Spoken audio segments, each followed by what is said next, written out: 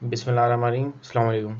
आज हम topic start करने वाले हैं, वो है the concept of time bound payable in IAS 12। ये कॉन्सेप्ट है, ये है IAS 12 का हिस्सा। भाई नॉर्मल केस में हमारा टैक्स वाला जो होता है ना, वो अक्रूवल बेसिस पे अक्रूवल बेसिस पे एक्सपेंस जो है वो अलाउ नहीं करता। लेकिन हमारी जो परचेजेज होती है ना, मिसाल है मैंने पहले साल ये आ गया ईयर ज़ीरो पे मैंने परचेज़ की, मैंने एंट्री क्या बनाई होगी, परचेज डेबिट 20,000 से, और मैंने पेबल क्रेडिट किया होगा 20,000 से। ठीक है। अच्छा, टैक्स वाला बोल रहा है कि भाई तुम्हारा पेबल खड़ा हुआ है ना, तुमने एक्सपेंस किया है, कैश तो नहीं दिया ना। अच्छा एक काम करो यार, चलो ये तो मैं अलाउ कर रहा हूँ, ये लेस करा दो। तो मैंने क्या किया होगा, मैंने अपना जो ग्रॉस प्रॉफिट आया होगा उसमें फिर मैंने एक्सपेंस में 20,000 क्या किया होगा, लेस करा दिया होगा। अच्छा हुआ क्या भाई, अब कहानी क्या हुई, ये देख लो भाई, यहाँ पे इसको मिटा देता हूँ मैं।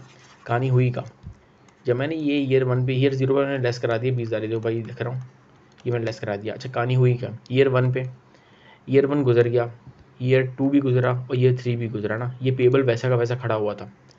तो यार ईयर फोर पे ना, ये देखो भाई ईयर फोर की कहानी है, ये रहा ईयर फोर पे टैक्स वाला आ गया।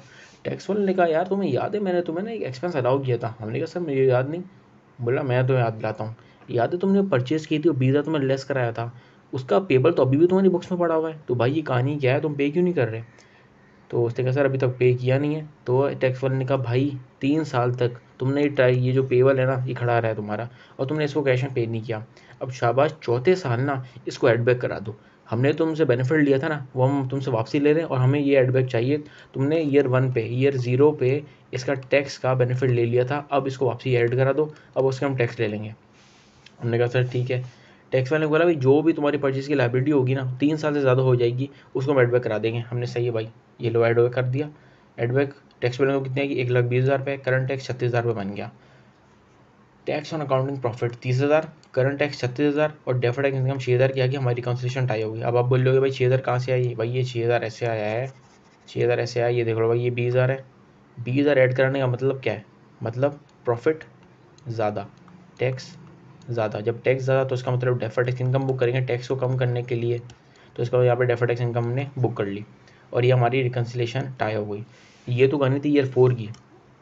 जब हमने 3 साल तक, जैसे 3 साल पूरे हो गए ना, टैक्स वाला आ जाता है, बोलता है भाई एडबैक करा दो बेनिफिट। अब मैं नहीं दूंगा, जो पहले बेनिफिट दिया था उसको रिवर्स कराऊंगा, वापसी उस पर टैक्स लूँगा। हमने कहा सर ठीक है। अच्छा अब ये कौन सा ईयर आया, अब ईयर फाइव आ गया। चलो अगला एक साल ऐसे ही गुजरा ना, एक साल गुजरा। जो अकाउंटेंट है ना, इसका कलर चेंज कर लेते हैं, रुको।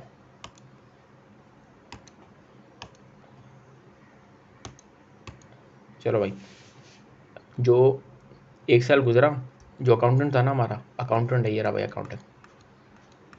अकाउंटेंट ने ना एंट्री बनाई। उसने क्या एंट्री बनाई, उसने कहा भाई पेबल डेबिट कैश क्रेडिट, और ये चला गया सीधा टैक्स वाले के पास।